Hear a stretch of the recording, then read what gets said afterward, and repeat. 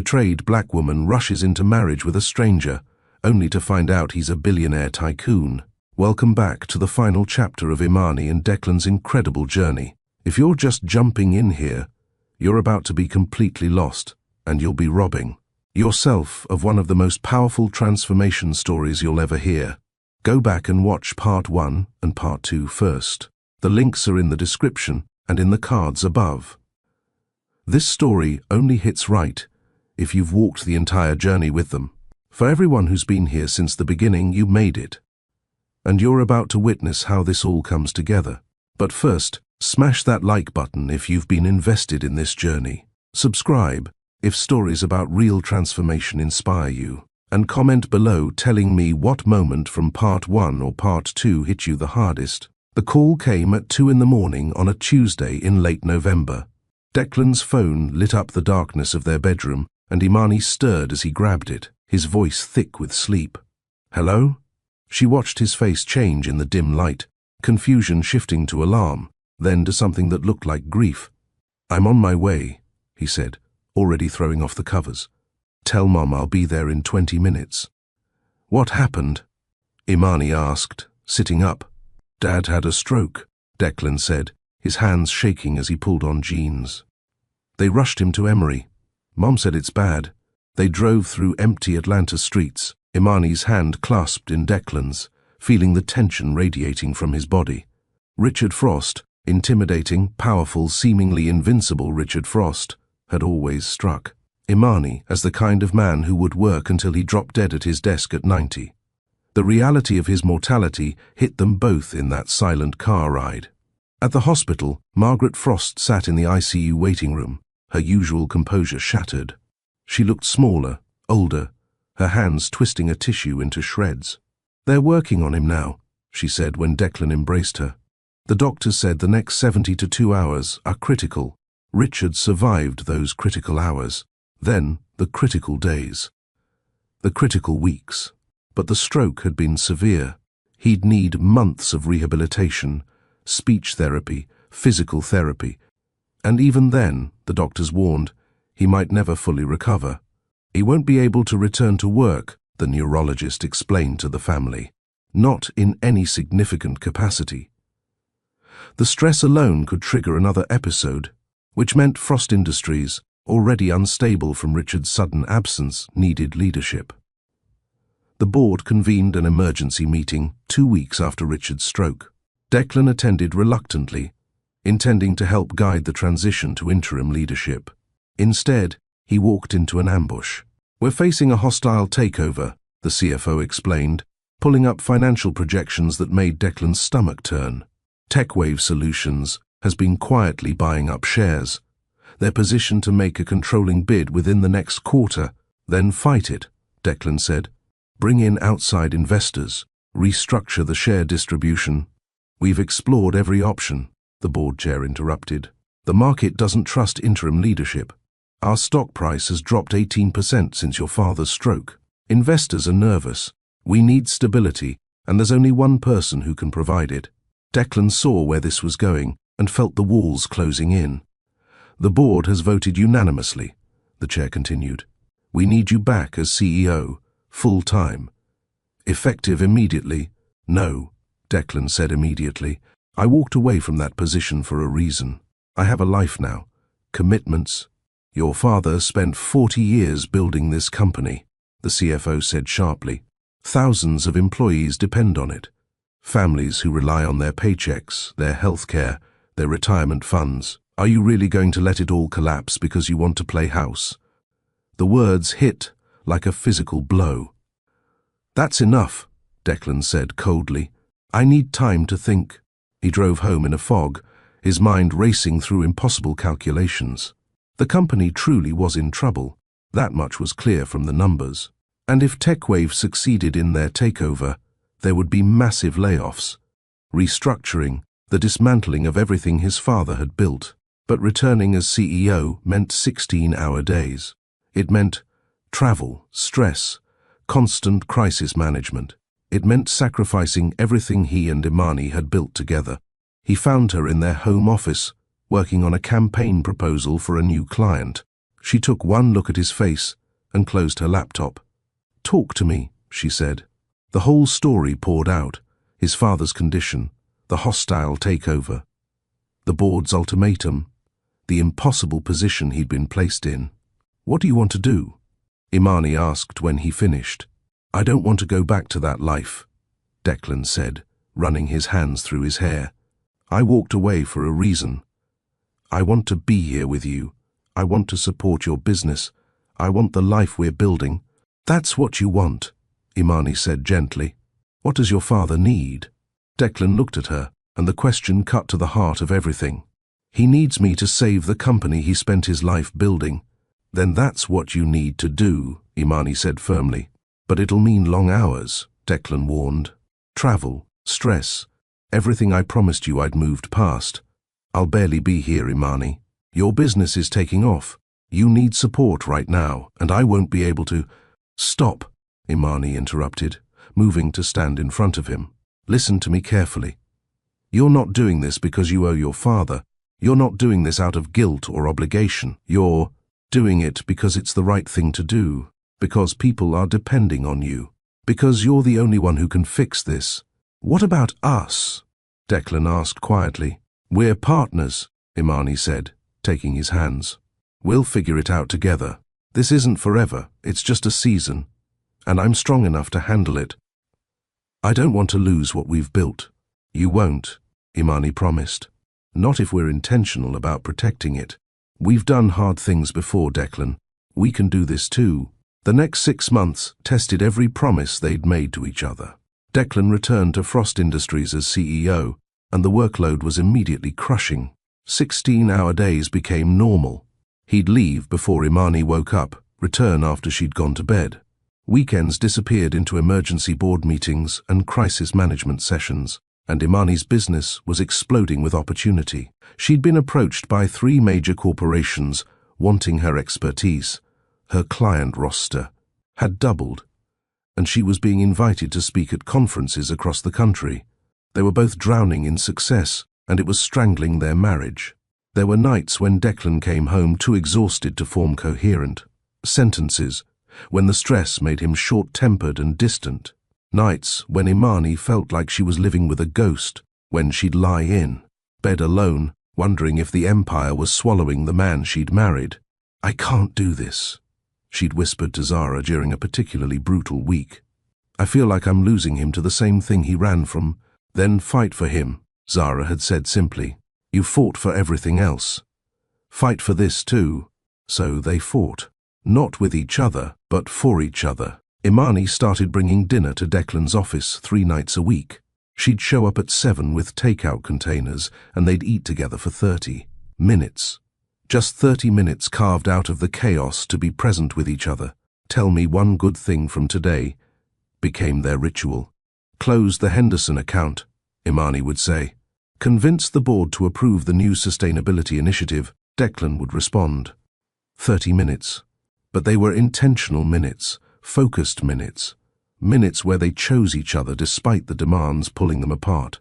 Declan blocked off Sunday mornings as non-negotiable time. No calls, no emails, no emergencies, unless someone was literally dying. Those mornings belonged to them.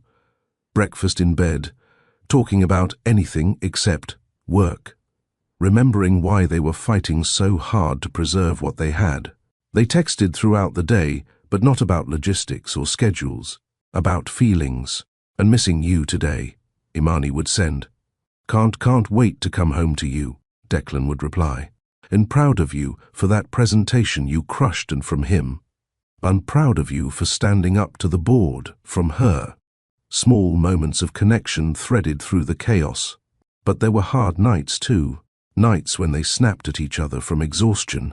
When Imani's frustration at being alone so much collided with Declan's guilt about abandoning her. When the pressure made them forget to be gentle with each other. "I feel like I'm doing this alone," Imani had said during one particularly tense argument. "You think I want to be at the office until midnight?" Declan had shot back. "I'm doing this for us. Don't you dare say you're doing this for us when you're never here." They'd gone to bed angry that night, the silence between them heavy with hurt. But the next morning, they'd both apologized. Both acknowledged the strain. Both chosen to keep showing up even when it was hard. "I'm not giving up on us," Imani had said. "Neither am I," Declan had promised. 4 months into the crisis, Declan made his stand. He'd successfully fought off the hostile takeover, restructured the company's debt, brought in new leadership for key positions. Frost Industries was stable again, profitable, positioned for sustainable growth. The board expected him to continue as full-time CEO indefinitely. Instead, Declan walked into the boardroom with a proposal that made them all go silent. "I've brought in Alexis Chen as co," he announced. "She'll handle day-to-day operations. I'm promoting Michael Torres to CFO. He's earned it. I'm transitioning to chairman of the board, which means strategic oversight without operational control." "That's not what we agreed to," the board chair protested. "I didn't agree to anything," Declan said calmly. "I agreed to save this company, and I've done that. But I'm not my father. I won't sacrifice my life, my marriage, my health for a corporation. This company will run successfully with the structure I've created, or it won't. But either way, I'm done sacrificing everything for it. If you walk away—" Someone started. "I'm not walking away," Declan interrupted. "I'm setting boundaries. I'll be here 3 days a week. I'll guide strategy, mentor leadership, provide stability. But my evenings and weekends belong to my family. That's non-negotiable. If the board can't accept those terms, you're welcome to find someone else." The silence was deafening. Then, slowly, the board chair nodded. "Your terms are acceptable." When Declan came home that evening at 6 o'clock for the first time in months, Imani was cooking dinner in their kitchen. He wrapped his arms around her from behind, and she felt the difference immediately. The tension had left his shoulders. The weight had lifted. "It's done," he said simply. "I set the boundaries. They accepted them." Imani turned in his arms, seeing the man she'd married looking back at her. Not the exhausted ghost who'd been haunting their home, but Declan, her partner, her choice. "We did it," she said softly. "We did," he agreed. Together, they'd survived the ultimate test, not by avoiding the challenge, but by facing it as partners, by protecting what mattered even when everything tried to pull them apart. The empire hadn't swallowed him. They'd tamed it instead. Their first anniversary arrived on a crisp Saturday in early March, exactly 1 year, after 2 broken strangers had made the most impulsive decision of their lives. Imani woke to find Declan already dressed, a small overnight bag packed by the bedroom door, and a smile playing at the corners of his mouth. "Pack a bag," he said, setting a cup of coffee on her nightstand. "We're taking a trip." "A trip? Where?" Imani asked, still foggy with sleep. "It's a surprise. But wear something nice. And trust me." 3 hours later, they were driving through the moss-draped streets of Savannah, and Imani felt her breath catch as recognition dawned. "Declan, is this—" "Where we got married," he confirmed, pulling up in front of the same courthouse where they'd stood a year ago. Where 2 reckless people took a gamble on each other. The building looked exactly the same. White columns gleaming in the afternoon sun, manicured. Gardens surrounding the entrance, the weight of history and ceremony in every brick. They got out of the car, and Declan took her hand, leading her up the familiar steps to stand in front of the entrance. "A year ago," Declan began, his voice steady but full of emotion, "we stood in this building and made promises we barely understood. We were both running, you from betrayal, me from a life that was suffocating me. We'd known each other for 9 days. 9 days, Imani. By every conventional measure, we were making a terrible mistake." Imani felt tears already forming in her eyes. "But here we are," Declan continued, turning to face her fully. "A year later. And I know you now. Really know you. I know you need coffee before you can form complete sentences in the morning. I know you hum when you're focused on work, this little unconscious melody. That means you're in your creative flow. I know you reorganize the kitchen cabinets when you're stressed, and that you cry at commercials with dogs in them, even though you pretend you don't." Imani laughed through her tears. "I know you're fierce and forgiving," Declan said, his own voice thickening with emotion. "Strong and vulnerable. You're the woman who rebuilt herself after betrayal, who took a reckless chance on a stranger, who had every reason to walk away when you discovered I'd kept the truth from you, but chose to stay and do the hard work instead. He reached into his pocket and pulled out a small velvet box.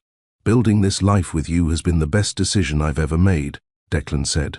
Not the impulsive marriage a year ago. That was chance and timing and two broken people colliding. But the choice we've made every day since then, to build something real, to choose honesty over comfort, to fight for us even when it was hard, that's been the best decision. Imani's hands trembled as Declan opened the box, revealing a simple gold band. Elegant, understated, perfect. So, I want to marry you again, he said. For real this time. Not as strangers running from pain, but as partners running towards something beautiful. I want to make promises with full knowledge of who you are and who I am.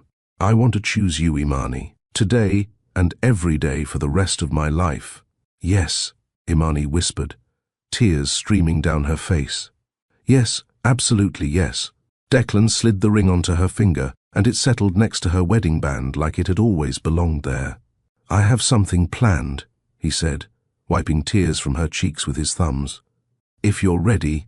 He led her inside the courthouse, where a familiar face waited.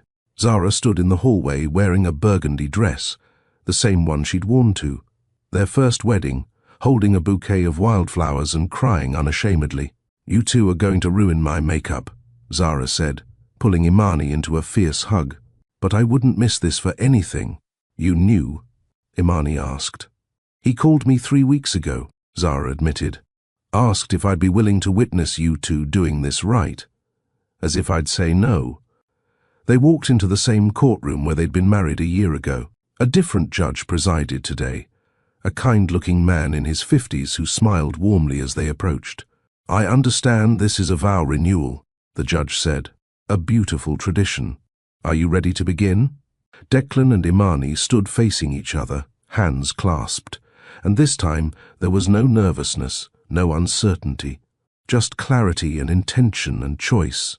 Declan, the judge prompted, you may share your vows. Declan took a breath. A year ago, I promised to be honest with you, to support your dreams, to see you. I broke that promise by keeping my wealth hidden, and I've spent every day since trying to earn back the trust I damaged. Today, I promise complete transparency. I promise to be your partner, not your savior or your provider, but your equal. I promise to protect what we've built, even when the world tries to pull us apart. I promise to choose you every single day for the rest of my life. Imani squeezed his hands, her own words ready. Declan, a year ago, I promised to be brave with you, to build something real, to choose you. I didn't fully understand what that meant then. I was running from pain, and you gave me somewhere to run to. But over this year, you've shown me what partnership actually looks like. Today, I promise to keep doing the work. I promise to communicate even when it's uncomfortable. I promise to fight for us, not with you, but alongside you. I promise to see you, not your wealth, not your name, but the man who makes me coffee and encourages my dreams. I promise to choose you, today and every day, for the rest of my life. By the power vested in me, the judge said with a warm smile, I affirm your commitment to each other. You may seal this renewal with a kiss. Declan pulled Imani close and kissed her, deep and tender and full of promise. Behind them, Zara cheered through her tears. When they pulled apart, the judge handed them a certificate of renewal, and Zara insisted on photos on the courthouse steps. The same steps where they'd stood in shock a year ago, barely believing what they'd done. Now they stood in certainty, grounded in choice rather than impulse. Dinner is on me, Zara announced. And I want to hear everything about how you planned this without her knowing. They ate at a small restaurant near Forsyth Park, laughing over shrimp and grits, toasting to unlikely beginnings and intentional continuations. Zara regaled them with stories of her initial skepticism, how she'd been convinced. Imani was making another mistake, how she'd been proven beautifully wrong. You two did the work, Zara said, raising her glass. That's what made the difference. Not luck, not fate, just two people choosing each other over and over again, As evening fell, Zara hugged them both goodbye and drove back to Atlanta, leaving Imani and Declan to walk through the historic district as street lamps flickered to life. They found themselves at the same fountain where they'd sat a year ago when Declan had called their whirlwind courtship crazy, and Imani had agreed but smiled anyway. "Is it crazy if it feels right?" Declan had asked then. Now, sitting on the fountain's edge with the city moving around them, Imani leaned into her husband, truly her husband now, chosen with full knowledge and clear intention, and smiled. "Not crazy," she said softly. "Just brave. We were so young a year ago," Declan mused. "Not in age, but in understanding. We didn't know what we were promising." Imani agreed. "But we learned. We grew. We became people worthy of the promises we made." Declan lifted her left hand, looking at the two rings that now circled her finger. The original wedding band and the new gold ring that represented renewal and choice. "I'd marry you 100 times, he said quietly. "In 100 different ways, and I'd choose you every single time. Good thing you don't have to," Imani teased. "Twice is probably enough paperwork." They sat there as darkness settled over Savannah, wrapped in each other and the life they'd built from the most unlikely foundation. A year ago, they'd been strangers taking a reckless gamble. Today, they were partners who'd transformed that gamble into something solid and true. The fountain bubbled behind them, timeless and constant. Above, stars began appearing in the darkening sky. Around them, couples walked hand in hand, families laughed, street musicians played melodies that drifted on the evening breeze. Ordinary moments in an ordinary city. But sitting there with Declan's arm around her, the new ring warm on her finger, Imani felt anything but ordinary. She felt chosen. She felt seen. She felt home. And this time, there were no secrets, no omissions, no uncertainties. Just two people who'd walked through fire and chosen to keep walking together. That, Imani thought, was worth celebrating. The fountain continued its gentle bubbling as twilight deepened into full darkness around them. Most of the tourists had dispersed to restaurants and hotels, leaving the square quieter, more intimate. String lights twinkled in the trees overhead, and somewhere nearby, a street musician played soft jazz on a saxophone. Imani and Declan remained on the fountain's edge, neither quite ready to leave this place that had witnessed both their reckless beginning and their intentional renewal. "Can I tell you something I've learned?" Imani said, breaking the comfortable silence. "Please," Declan replied, his thumb tracing circles on the back of her hand. "I've learned that sometimes the wrong decision made for the wrong reasons can become the right thing," Imani said slowly, working through thoughts she'd been forming for months. "But only if you're willing to do the work that transforms it." Declan nodded, listening intently. "A year ago, I married you for terrible reasons," Imani continued. "I was running from humiliation and pain.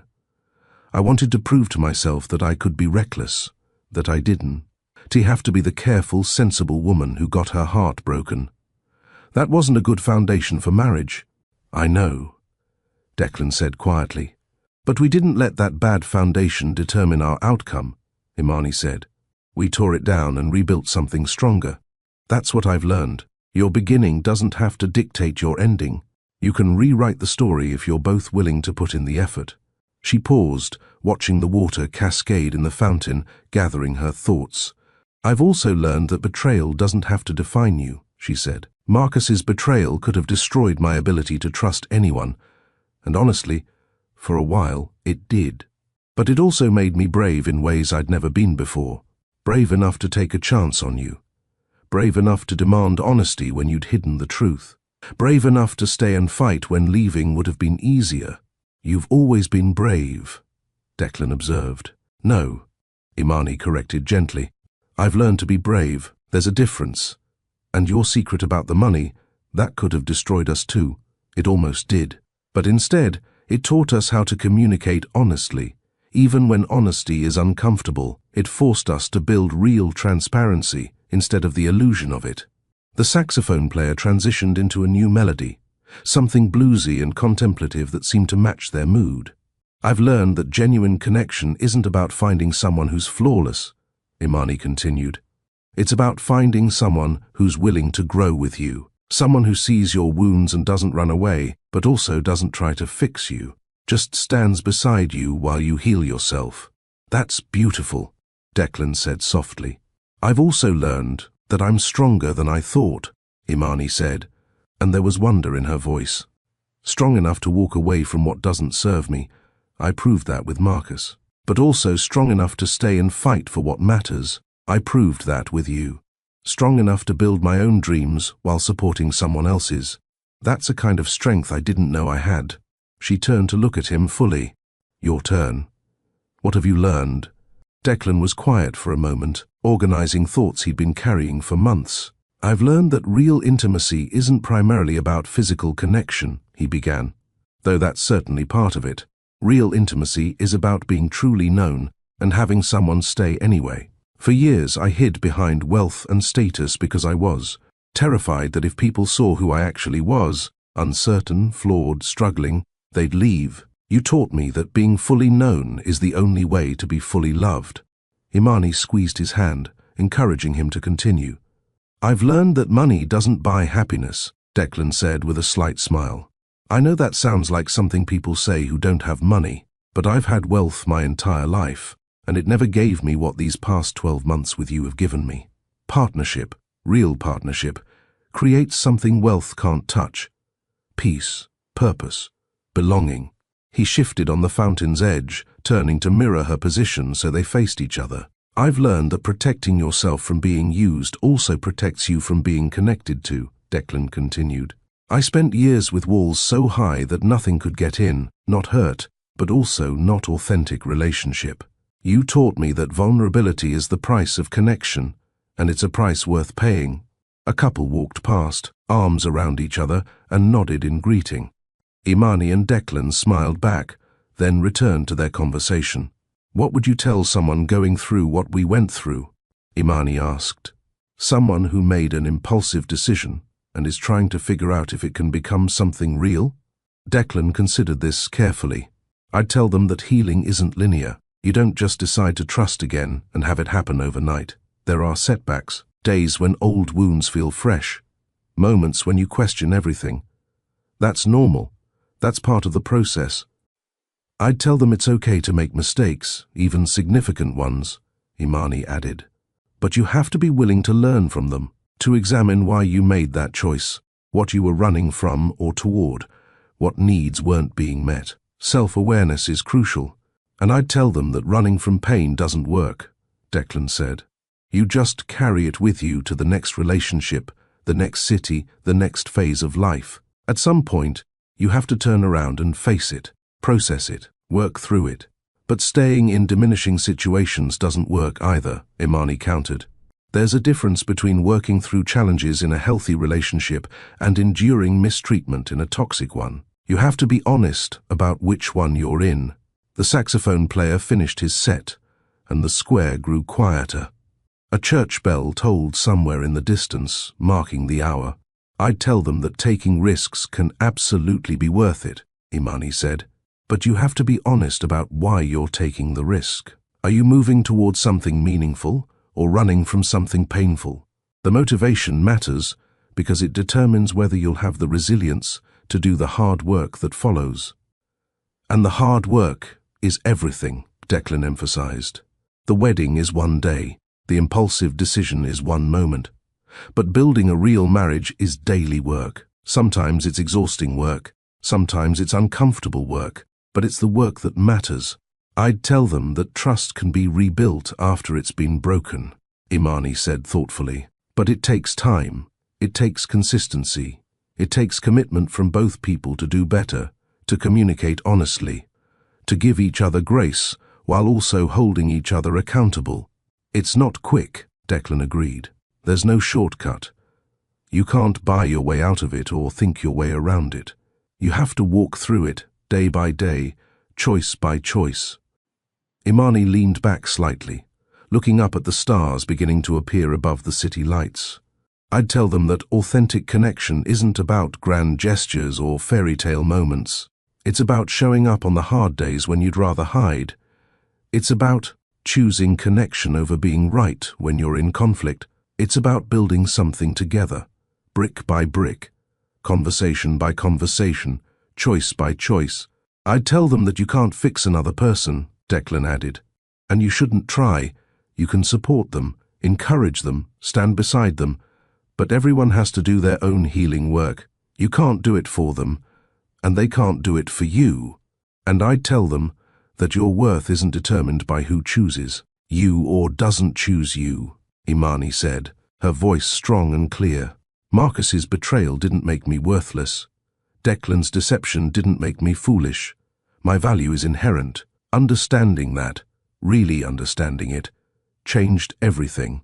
They sat in contemplative silence for a moment, the weight of everything they'd learned settling around them like a blanket.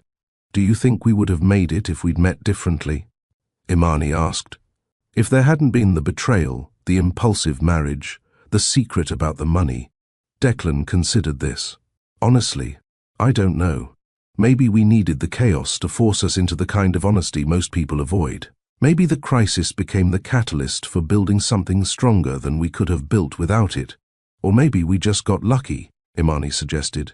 I don't think it was chance, Declan said.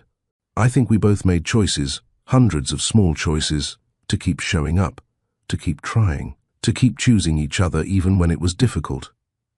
That's not chance. That's intention. Imani smiled. You're right.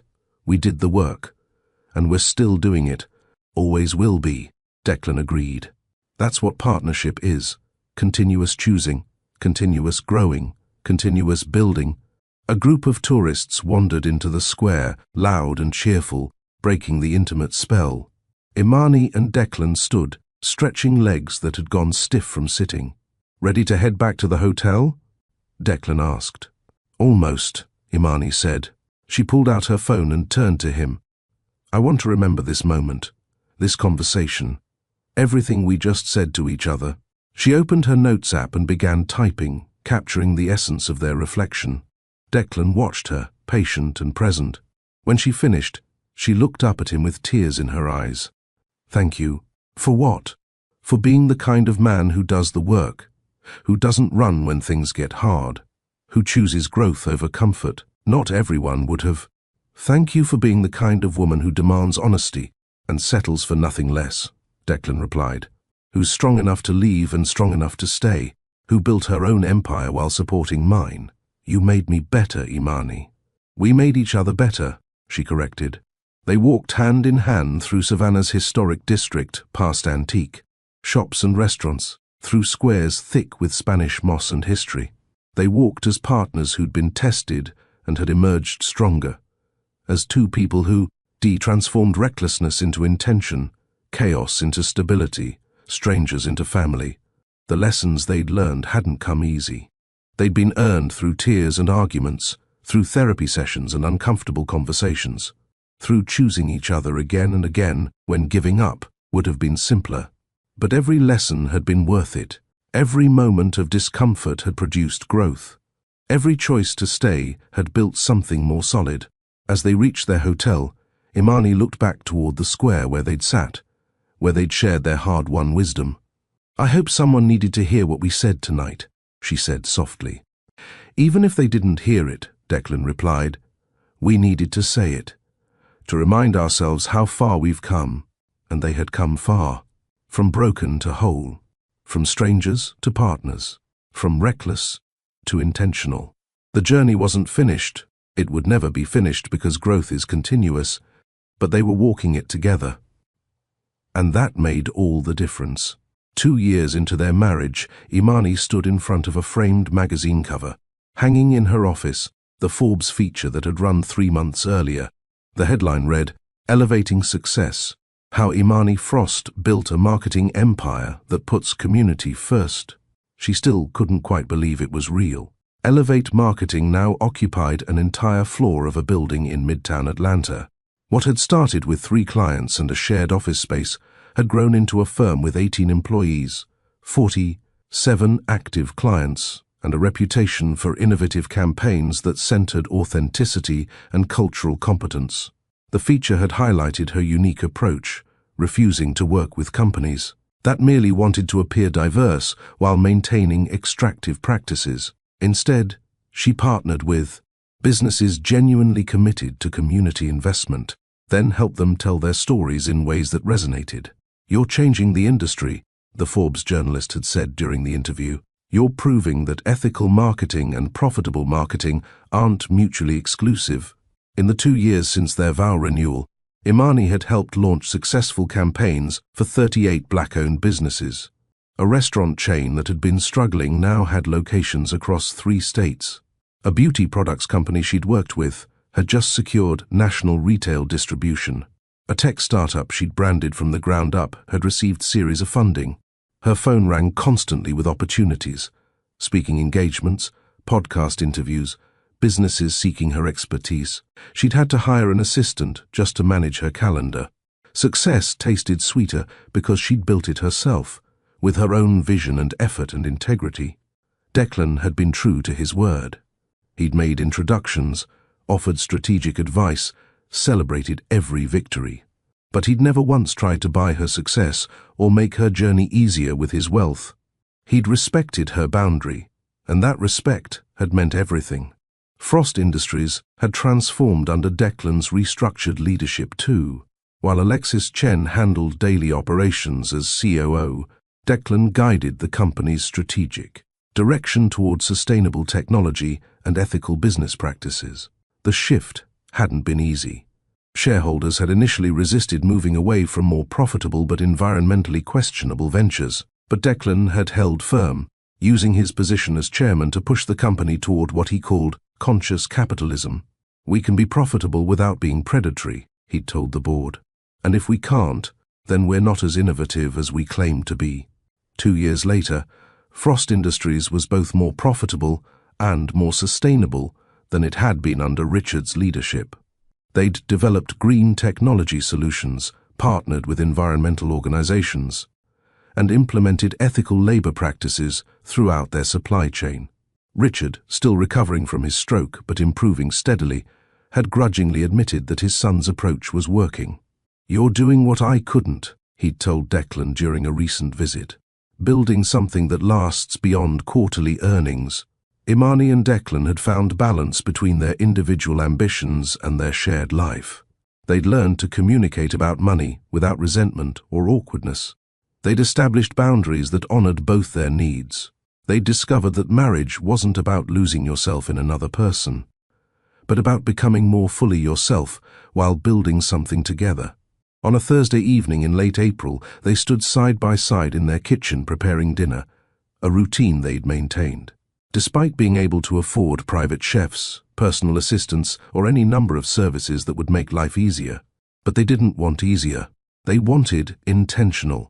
Imani chopped vegetables for a salad, while Declan seasoned chicken for the grill. The kitchen smelled like garlic and herbs, and soft music played from the speaker on the counter. Through the window, their garden was in full spring bloom, roses and lavender, and the vegetable patch they'd planted together. "I've been thinking about something," Declan said, his tone careful. Imani glanced at him, recognizing that particular carefulness. "Go ahead." "I've been thinking about kids," he said, keeping his attention on the chicken.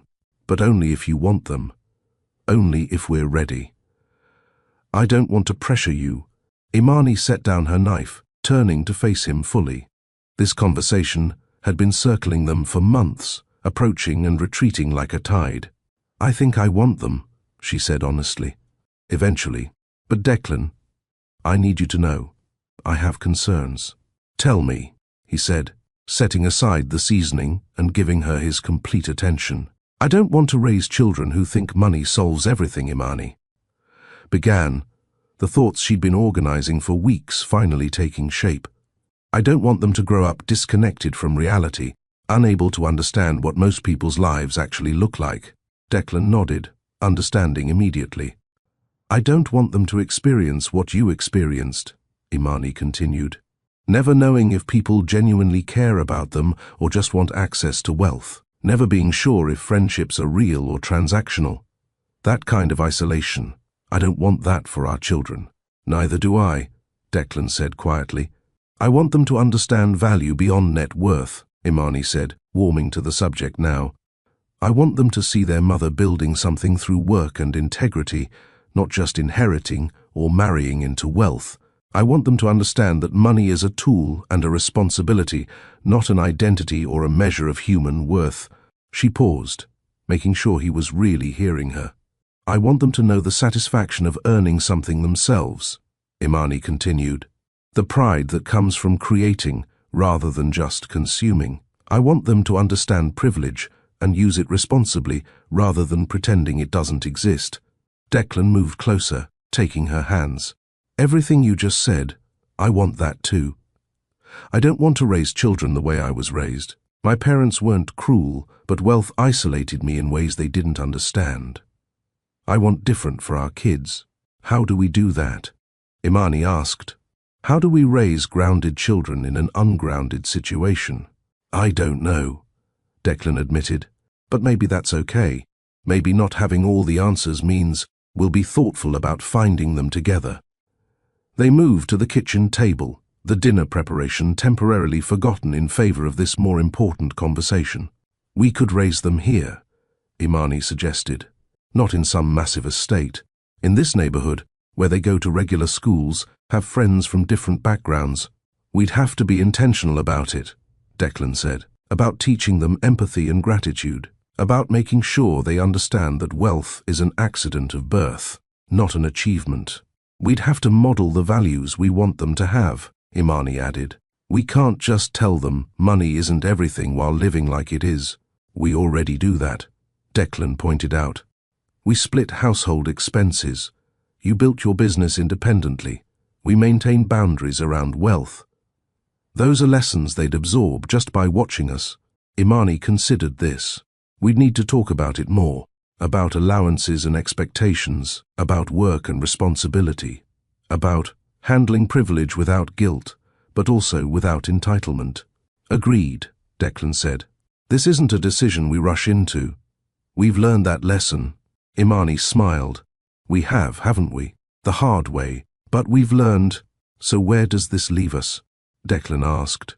It leaves us continuing to talk about it, Imani said, making sure we're aligned on parenting philosophy before we bring children into it, being honest about our concerns and working through them together. Not rushing, Declan said. Not rushing, Imani confirmed. Building thoughtfully, like we've learned to do with everything else. I can live with that, Declan said, pulling her close. Actually, I prefer it. Thoughtful and intentional sounds much better than impulsive and reckless. Look at us, Imani said, laughing against his chest. 2 years ago, we were strangers who got married after 9 days. Now we're having measured conversations about family planning timelines. Character growth, Declan said with a grin. They returned to preparing dinner, the conversation about children shelved but not abandoned. It would resurface again in a few weeks, a few months, each discussion adding another layer of understanding, another brick in the foundation they were building for a future family. As they sat down to eat, Imani felt a deep sense of contentment, not because everything was perfect or decided, but because they were approaching their future with the same intentionality they'd brought to rebuilding their marriage. They'd learned that the impulsive decision could be transformed through deliberate work. That recklessness could be redeemed by responsibility. That 2 broken people could build something whole if they were willing to do the hard work of growth. To the future, Declan said, raising his water glass. To building it thoughtfully, Imani replied, touching her glass to his. Through the window, the sun set over their garden, painting everything in shades of gold. Inside their home, 2 people who'd started as strangers sat planning a future they were. Creating together, not rushing, not forcing, just building with care and intention. The conversation about children would continue, decisions would be made, plans would form. But for now, in this moment, they had each other and the wisdom they'd earned through trial and transformation. And that was more than enough. We're almost at the end of this incredible journey, and if Imani's story has touched your heart, if you see yourself in her struggle, her courage, her transformation, please hit that subscribe button right now. Share this video with someone who needs hope today. Someone who's wondering if they can recover from betrayal, if they can rebuild after making mistakes, if broken beginnings can lead to beautiful endings. Your share might be exactly what someone needs to hear. Now, let's witness how Imani's journey comes full circle. 3 years after marrying a stranger in a Savannah courthouse, Imani stood backstage at the Atlanta Convention Center, smoothing down the burgundy blazer she'd chosen for today's presentation. The conference, Elevate Empowering Women Entrepreneurs of Color, had invited her to be the keynote speaker. When the invitation arrived 2 months ago, Imani had stared at it in disbelief. Her, speaking to hundreds of women about overcoming adversity and building successful businesses? "You've earned this," Declan had said when she'd shown him the email. "You have a story people need to hear." Now, listening to the conference organizer introduce her to an audience of over 400 women, Imani felt her heart racing, not from fear, but from the weight of opportunity. These women, entrepreneurs, dreamers, builders, deserved her honesty. Not some polished version of success that erased the messy middle. Please welcome Imani Frost, founder and CEO of Elevate Marketing. Applause filled the massive ballroom as Imani walked onto the stage. The lights were bright, but she could see faces in the audience, young, women leaning forward, notebooks open, hungry for wisdom that felt real. She reached the podium, took a breath, and made a choice. Not the safe choice, but the honest one. 3 years ago, Imani began, her voice clear and strong, I was completely broken. The room went quiet, the kind of attention that comes from unexpected vulnerability. I'd just discovered that my partner of 5 years had been unfaithful with someone I considered a close friend. Imani continued. The betrayal didn't just break my heart, it shattered my ability to trust my own judgment. I questioned everything, every decision I'd made, every sacrifice I'd offered, every dream I'd deferred. I felt worthless and foolish and fundamentally broken. She could see women nodding, recognizing themselves in her words. So, I did something completely out of character, Imani said. Something reckless and impulsive. I married a man I'd known for exactly 2 weeks. The audience erupted in surprised murmurs, a few gasps, nervous laughter. Exactly the reaction she'd expected. I know, Imani said with a slight smile. By every conventional measure of wisdom, it should have been a disaster. And honestly, it almost was. She paused, letting the tension build. But here I am, 3 years later, still married to that stranger. Not because we got lucky, but because we did something most people aren't willing to do. We did the work. The room leaned in. Here's what I've learned, Imani said, moving out from behind the podium to connect more directly with her audience. The things that break us open also let the light in. That betrayal I experienced, it could have made me bitter and closed off. Instead, it made me brave enough to take a risk I never would have taken otherwise. Brave enough to say yes to possibility instead of hiding in safety. She walked slowly across the stage, making eye contact with women throughout the audience. But, and this is crucial, taking that risk was just the beginning. What came after is what actually mattered. The work, the honesty, the commitment to building something real even when it was hard. A young woman in the 3rd row was writing furiously in her notebook. 2 months into my marriage, I discovered that my husband had been keeping a massive secret from me, Imani said. He turned out to be very different from who I thought he was, and that revelation almost destroyed us. She could see the recognition on faces throughout the room, the understanding that relationships are complicated, that people hide things, that trust is fragile. I had every reason to leave, Imani continued. I'd already been betrayed once. Finding out my husband had hidden crucial information felt like history repeating itself. But I made a choice, we both did, to be transparent, to be vulnerable, to do the hard work of actually building trust instead of just hoping it would magically appear. She returned to center stage, her voice growing stronger. So let me tell you what I want you to take from my story. First, your past doesn't define your future. Betrayal can make you brave instead of bitter, but only if you choose to learn from it rather than let it calcify into permanent wounds. The pain you've experienced doesn't have to determine who you become. Women throughout the audience were nodding, some wiping tears from their eyes. Second, taking risks can lead to extraordinary things, but you have to be honest about why you're taking them. Are you moving towards something meaningful or running from something painful? I was running when I married my husband, but we turned that running into building. That's the difference. Third, Imani said, her voice passionate now. Authentic connection isn't about grand gestures or fairy tale moments. It's about showing up consistently. It's about communication and compromise. It's about choosing each other on the boring Tuesday when nothing special is happening, on the difficult Thursday when you're both exhausted and short-tempered, on the Sunday morning when you'd rather sleep in, but instead you make coffee and talk about your dreams. The energy in the room had shifted. This wasn't just a keynote anymore. It was a conversation, a testimony, a mirror reflecting their own struggles back to them. The woman who married a stranger 3 years ago was running from pain, Imani said, her voice softening. The woman standing before you today is running toward purpose, with a partner who supports that journey. That's the difference. Not that I found someone who fixed me, but that I found someone who supported me while I fixed myself, who stood beside me while I built my business, who celebrated my victories without trying to claim credit for them, who respected my boundaries even when it would have been easier not to. She paused, scanning the audience. You don't need someone to complete you, Imani said firmly. You're already complete.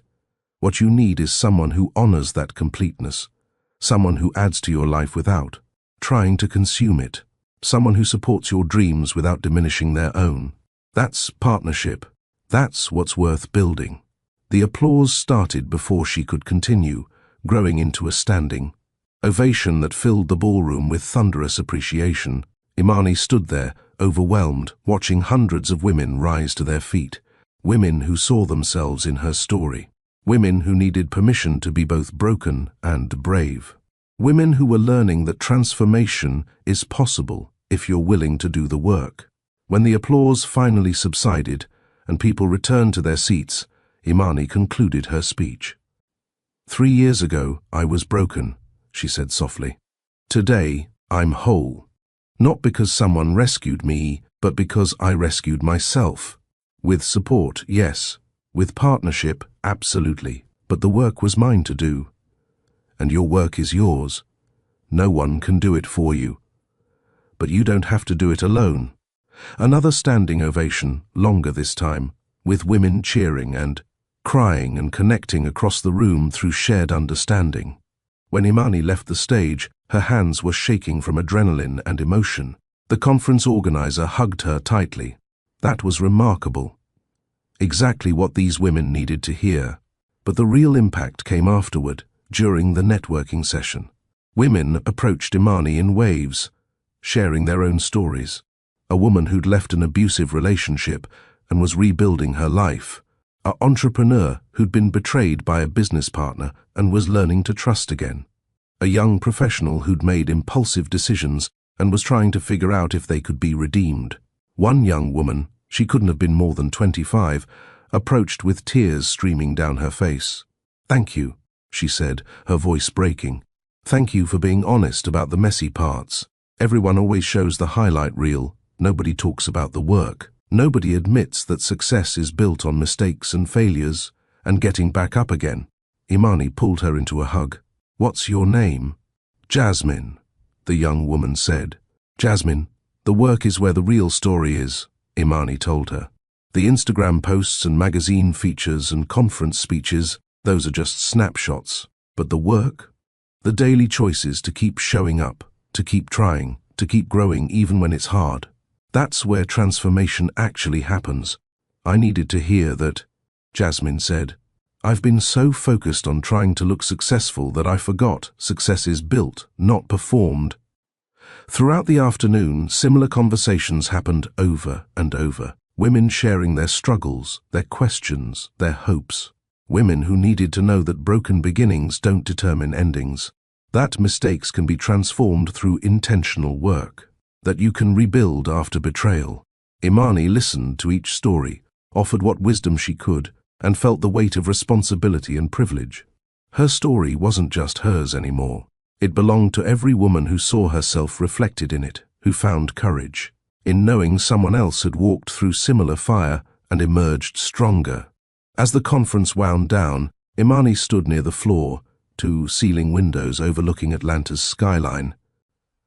This city had witnessed her devastation when Marcus betrayed her, her recklessness when she married Declan, her determination when she built her business, her growth as she transformed impulsive choices into intentional commitments. Her phone buzzed with a text from Declan. How did it go? She smiled, typing back, I think I helped some people today. Told our story honestly. It felt right. His response came immediately. Proud of you. Always. 3 years ago, Imani had been a broken woman, making a reckless decision. Today, she was a woman using her story to light the way for others walking through darkness. That transformation, from broken to builder, from wounded to wise, from running to leading, that was the real story. And it was just beginning. 5 years after the phone call that had shattered her understanding of the man she'd married, Imani sat on the back porch of their Grant Park home, watching the most precious result of their unlikely union. Little Zora Frost, 3 years old, with her mother's radiant smile and her father's curious brown eyes, was attempting cartwheels in the grass. Each attempt ended in a tumble of limbs and giggles, but she kept trying, with the determined persistence that marked everything she did. Watch me, Mama. Watch me, Daddy, she called, her voice carrying pure joy. We're watching, sweetheart, Imani called back, her heart swelling with a tenderness that still surprised her with its intensity. Declan sat beside her, his arm draped across her shoulders, and asked the question that sometimes surfaced during their quietest moments. Do you ever think about how differently things could have turned out? Imani turned to look at him, this man who'd been a stranger, then a deception, then a choice, and now, after years of intentional work, her genuine partner. All the time, she admitted. I think about all the what-ifs constantly. Yeah? If Marcus hadn't betrayed me, I never would have been in that headspace of reckless rebellion, Imani said thoughtfully. I would have stayed in that relationship, kept shrinking myself, kept sacrificing my dreams. I'd probably still be there, diminished and unhappy, but too committed to leave. She paused, watching Zora finally execute a wobbly but successful cartwheel. If you hadn't been taking a break from Frost Industries when we met, you never would have been on that dating app, Imani continued. You would have been buried in work, surrounded by people who wanted access to your wealth, never finding anything authentic. And if either of us had been sensible, Declan added, we never would have gotten married after 9 days, Imani finished. We never would have taken that insane risk. None of this would have happened. Zora ran over, demanding their attention, her face flushed with exertion and pride. Did you see? Did you see my cartwheel? We saw, Declan said, scooping her up and spinning her around. That was spectacular. I'm getting so good, Zora announced with the unself-conscious confidence of a 3-year-old. You absolutely are, Imani agreed, smoothing her daughter's curls. Want to try again? Zora wriggled out of Declan's arms and ran back to the grass, already lining up for her next attempt. Watching her, Imani felt gratitude wash over her like a wave. You know what I know for sure? She said softly to Declan.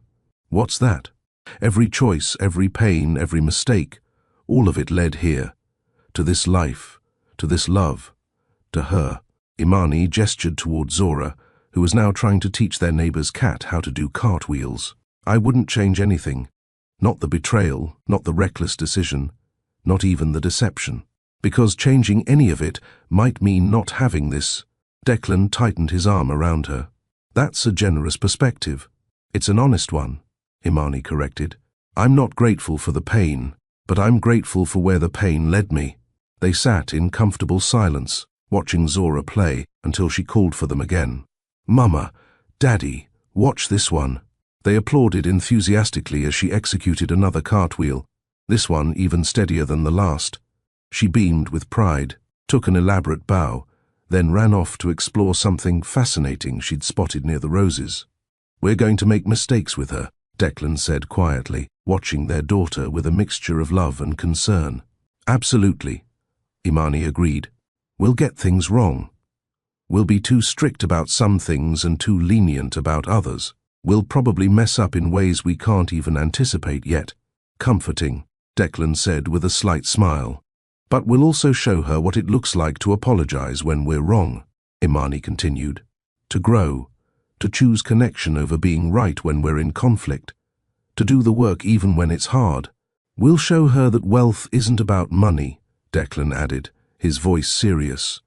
It's about integrity, compassion, authentic connection. All the things we've learned.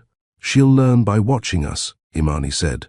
How we treat each other, how we handle challenges, how we use our resources to help others instead of just accumulating more. The sun was beginning its descent toward the horizon, painting the sky in shades of gold and amber. Zora had found a butterfly and was following it around the garden with delighted wonder. Look at us, Declan said with something like awe in his voice. Two broken people who made the most reckless decision imaginable, somehow building something this beautiful. Not somehow, Imani corrected firmly, turning to face him. Not luck or chance or accident. We built this intentionally, with work and honesty and commitment, with therapy sessions and difficult conversations and choosing each other again and again when giving up would have been easier. That's not somehow, Declan. That's love. Real, deliberate, hard-won love. He kissed her forehead, and she leaned into him, feeling the solid warmth of his presence. The journey from that impulsive wedding to this moment had been anything but smooth.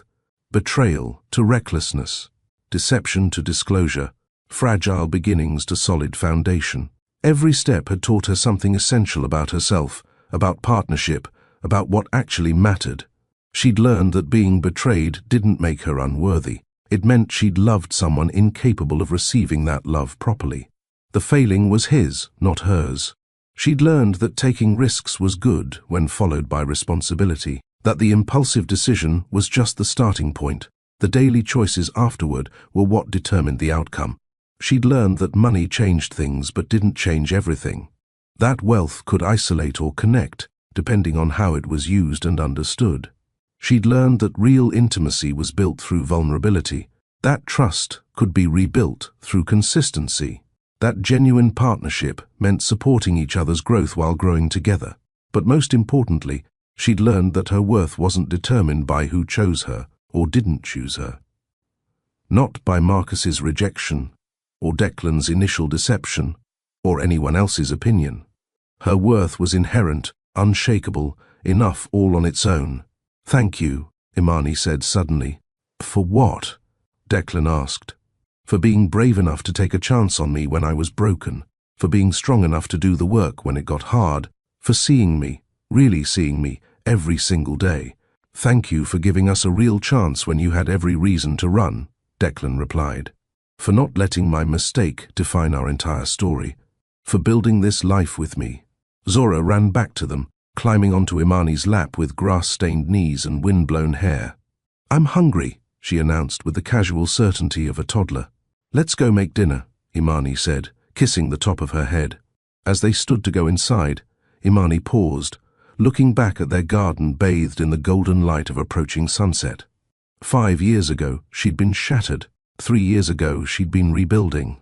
Now, she was whole, not because someone had fixed her, but because she'd done the work of fixing herself while building something real with a partner who respected that work.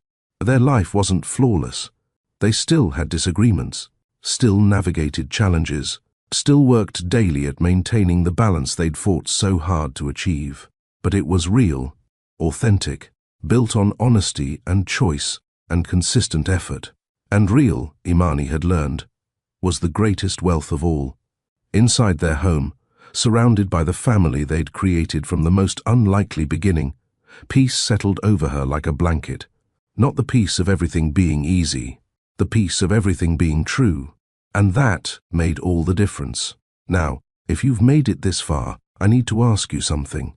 What lesson from Imani's journey resonated most deeply with you? Was it the part about rebuilding trust? The courage to demand honesty? The The strength to walk away from what doesn't serve you while staying to fight for what does. Drop a comment below and tell me. I read every single one, and your stories matter just as much as the ones shared here. If this story touched your heart, hit that like button right now. It helps this message reach more people who need to hear it. And here's the important part. Subscribe to Mr. Roman's Story Vault if you haven't already. Turn on those notifications so you never miss a story that could change your perspective, give you courage, or remind you that transformation is always possible. Share this video with someone who needs hope today, someone recovering from betrayal, someone questioning whether they can rebuild after making mistakes, someone who needs to know that broken beginnings don't determine endings. Because here's what I want you to remember as you go about your day: your story isn't finished.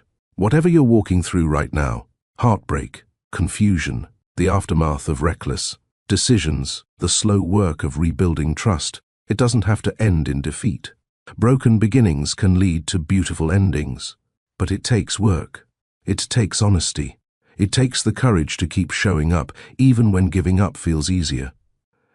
Imani and Declan's story proves that transformation is possible when you're willing to do what most people aren't, the hard, unglamorous, daily work of growth. So wherever you are in your journey, keep going. Keep choosing growth over comfort. Keep demanding honesty. Keep building.